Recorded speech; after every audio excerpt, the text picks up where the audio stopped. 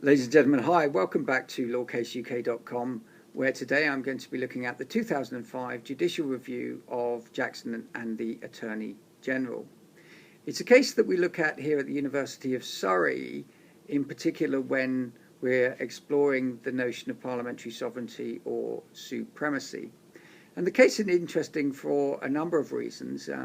Firstly, it's interesting in a jurisdictional sense because it tells us something of when the courts will and when they won't consider themselves empowered to look at the validity of acts of Parliament, and I'll say something on that in my analysis.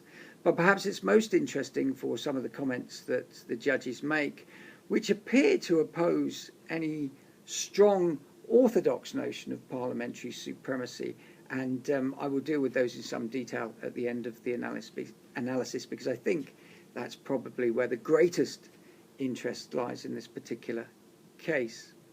Now, I need to start, though, with the ratio and the facts that give rise to the ratio in the case. So by way of background, the Hunting Act of 2004 banned most types of fox hunting, particularly that where dogs were involved. And the decision to legislate on this particular topic was a controversial one, and there were strong opposing views both in Parliament and in the country, and indeed thousands of people marched against the proposed legislation. And also, to borrow Lord Nicholls' phrase, the House of Commons and the House of Lords were unable to see eye to eye on the topic in Parliament. As a result of this, the hunting bill was forced through Parliament using the procedures under the Parliament Acts of 1911 and 1949, and these effectively mean that the legislation is passed without the usual consent from the House of Lords. Now, a number of the judges, such as Lord Bingham, provide an historical account as to how these Parliament Acts came into being. But in simple terms, prior to the Parliament Act of 1911, a bill could not become law unless it was passed by both House of Commons and House of Lords and received royal assent. And what this meant was, in effect, the unelected chamber had a veto over prospective legislation. Now, at the beginning of the 20th century, that veto had been used a number of times by the largely conservative House of Lords, and it had been used in order to reject bills submitted by a House of Commons in which a Liberal government held a majority. For example, between 1906 and 1909, the Lords rejected 10 such bills, one of which was the 1909 Finance Bill. And this is particularly important because the raising of finances was and still is regarded as the preserve of the Commons. And this rejection was described by the Prime Minister of the time, Mr. Asquith, as a breach of the Constitution in itself. Now, following a further election, the Parliament Bill was considered by the House of Commons and the House of Lords, and of course the House of Lords wouldn't ordinarily consent to losing their veto power. However, they were threatened by the government with the creation of a large number of extra peers, and here by the word peers I mean members of the House of Lords. Therefore, not wishing to lose their Conservative majority in that place, they consented to the bill. And the bill became the Parliament Act of 1911, and this act removed the House of Lords veto and replaced it with a power to delay legislation. Now, the length of that delay was further reduced by the Parliament Act of 1949. Now, this next bit is quite important because the Parliament Act of 1949, the act which reduced this delay even further, this was passed in a different way to the 1911 Act and usual Acts of Parliament. That is, it was passed using the procedure in the 1911 Act, thereby depriving the House of Lords of the requirement for consent to the legislation. And in the present case, in 2005, the Hunting Act, which was being challenged, was passed using these two Parliament Acts, that is, without House of Lords consent. And Jackson and some others objected to this, claiming that although the 1911 Parliament Act was constitutionally sound as it had been approved by Commons, Lords and Monarch. The 1949 Act was not. It was invalid, and the reason for this was that it had been passed using the 1911 Act procedure and without, therefore, the approval of the House of Lords. And what Jackson contended in a nutshell was that the 1911 Act did not of itself authorise any further reductions in the powers of the House of Lords without their expressed approval. And therefore, the 1949 Act was invalid, and consequently, any acts made thereunder were invalid, and that included the Hunting Act of 2004. In effect, what Jackson was saying was that the 1911 Act could not be used as a means of amending itself. So the case is ultimately a challenge, therefore, to the 1949 Act rather than the merits or otherwise of fox hunting. Now, let me look at this stage with the jurisdictional issue, because the issue here is whether the courts have the power to explore this question at all.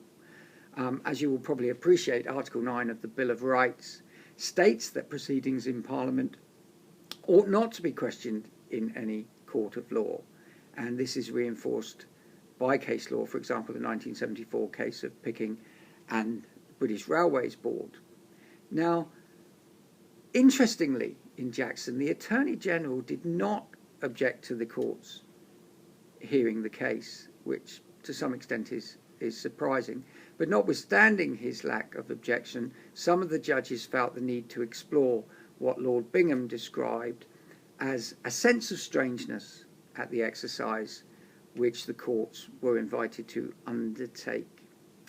Now, by way of example, Lord Nichols, whilst he accepted the orthodox Article 9 restriction, he felt that it didn't arise in the present case, as the present case involved the interpretation of Section 2.1 of the 1911 Act, and of course interpretation of statute is properly a matter for the courts. Lord Bingham also highlighted that the present case did not require the courts to investigate the internal workings of Parliament, so that wasn't an issue here. And also, as you might expect from Lord Bingham, he added that it would be unsatisfactory in rule of law terms if the court did not have the opportunity to consider the validity of law. Also in this respect, interestingly, Lord Hope suggested that the court was able to examine the validity of this particular Act of Parliament, 1949 Act, because it didn't comply with the enrolled rule bill as recognised by the common law, and this rule requires an act to have been passed by Lords, Commons and Monarch before it's placed on the roll, and if it is, then the courts look no further at its validity. In this case, though, there was no consent from the Lords, and therefore the qualification, or the statutory qualification for the 1949 Act, was open to examination. So the 1911 Act was open to examination in terms of interpretation. So, given the constitutional significance of this aspect and its future precedential effect, despite this reasoning for the judges, I personally would have liked to have seen the Attorney General oppose the court's jurisdiction in this respect, so that there might have been a fuller argument on this aspect of judicial scrutiny. And if you look at the Court of Appeal judgment, it looks like they might have held a similar view. But there wasn't this full argument, and the case is interesting because it does seem to enable, at least in these limited circumstances, the courts to examine the validity of an Act of Parliament. But, as already stated, the case proceeds on the basis that it's one of statutory interpretation, in particular the interpretation of Section 2.1 of the 1911 Act. And this is the section that prescribes the circumstances in which a future bill could become law without Lord's consent. Now, Lord Nichols identified that the 1911 Act marked, in effect, the recognition of the legal primacy of the Commons over the Lords. and therefore, apart from the explicit provision that is included within the section, namely one that would attempt to extend the maximum duration of Parliament beyond 5 years, apart from that express prohibition, there is no limit as to what could be done thereafter using the 1911 scheme. Now, Lord Bingham also looks at this, and he states that the 1911 Act created a new way of enacting primary legislation, and so long as Parliament complied with this new way, they could make any law that they liked apart from that accepted within the terms of the Act, specifically the extension of Parliament beyond 5 years. The fact is, they chose to make the 1949 Act. They chose to do it under the Parliament Act. They complied with the Parliament Act of 1911, and therefore the 1949 Act is valid, and therefore so was any subsequent acts, including the Hunting Act of 2004. And in this way, as Lord Steyn identified, the court were following a Dycean approach when he said, referring to the 1911 Act, that the House of Lords could not prevent the House of Commons from, in effect, passing under the Parliament Act of 1911 any change of the Constitution, provided always that the requirements of that Act are complied with. So, statutory interpretation, Parliament without the Lords could do what it liked, provided it complied with the 1911 Act. Now, at this stage, I want to deal with the obiter statements which appear to challenge parliamentary supremacy, or at least an orthodox view. Now, at the end of his judgment, Lord Steyn considered the consequences of the court's decision in terms of the Commons could in effect do what they like, provided they complied with the 1911 Act. Now, in the hearing, in perhaps an unnecessary statement, the Attorney General had said that the government might want to use the 49 Act to bring about constitutional changes, such as abolishing the House of Lords. Now, Lord Steyn agreed that from a legalistic point of view, the Attorney General might be right, but then he led himself into what has become one of the most noticeable aspects of the case, and that is these comments which suggest a challenge to parliamentary supremacy, because Lord Steyn, of his own initiative, raised the prospect of the government wishing to abolish judicial review. And this led him to say, and bear with me because I've got quite a bit of reading to do here, he said, the classic account given by Dicey of the doctrine of the supremacy of Parliament, pure and absolute as it was, can now be seen to be out of place in the modern United Kingdom. Nevertheless, the supremacy of Parliament is still the general principle of our Constitution. It is a construct of the common law. The judges created this principle. If that is so, it is not unthinkable that circumstances could arise where the courts may have to qualify a principle established on a different hypothesis of constitutionalism. In exceptional circumstances involving an attempt to abolish judicial review or the ordinary role of the courts, the appellate committee of the House of Lords or a new Supreme Court may have to consider whether this is a constitutional fundamental which even a sovereign parliament acting at the behest of a complacent House of Commons cannot abolish. Wow, it's quite strong comments there against any suggestion that the government might try and abolish judicial review or the role of the courts, although there's no suggestion in Jackson that they would do this. Lord Hope also joins him in this respect when he says, our constitution is dominated by the sovereignty of Parliament, but parliamentary sovereignty is no longer, if it ever was, absolute. It is not uncontrolled. It is no longer right to say that its freedom to legislate admits of no qualification whatever. Step by step, gradually but surely, the English principle of the absolute legislative supremacy of Parliament, which Dicey derived from Coke and Blackstone, is being qualified.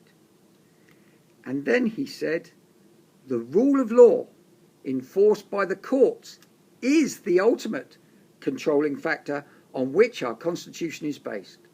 The fact that your lordships have been willing to hear this appeal and to give judgment upon it is another indication that the courts have a part to play in defining the limit of Parliament's legislative supremacy. So the common law is the ultimate controlling factor within the Constitution, according to Lord Hope. And then finally, of the three, we have Lady Hale, who suggests that the courts will treat with particular suspicion and might even reject any attempt to subvert the rule of law by removing governmental action affecting the rights of the individual from all judicial scrutiny. So for Hope, it's the common law. For Lady Hale, it's the rule of law that is opposing parliamentary supremacy. Now, I have to say that not all judges advance these views.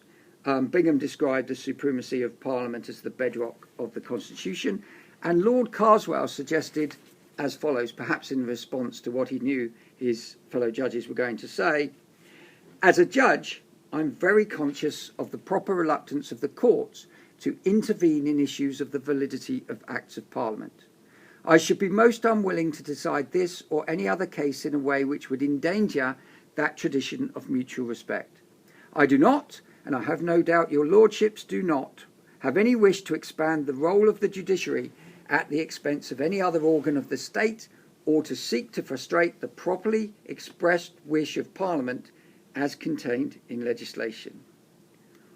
Wow! Strong stuff from the three.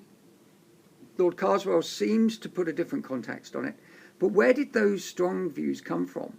Now, I've read elsewhere, but it's not in the judgment, that they're a response to government plans at the time to remove judicial review in asylum cases. But wherever they actually came from, whilst there is, in later cases such as HS2, a continuation of this development of what might be called common law constitutionalism, the apparent threat in Jackson has not been carried through.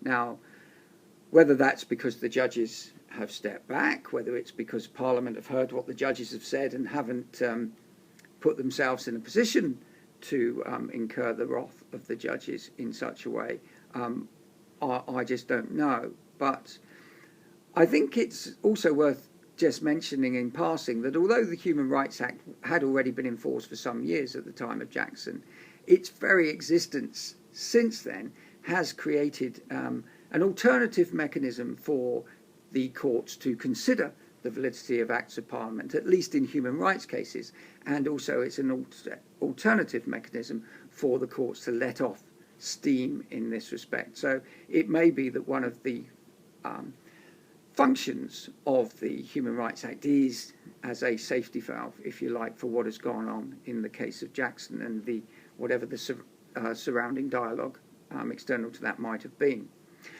So there you have it, ladies and gentlemen. That's my summary of 82 pages of judgment in the 2005 case of Jackson, which concerns the Hunting Act of 2004, but in which the dear old fox is mentioned only 4 times.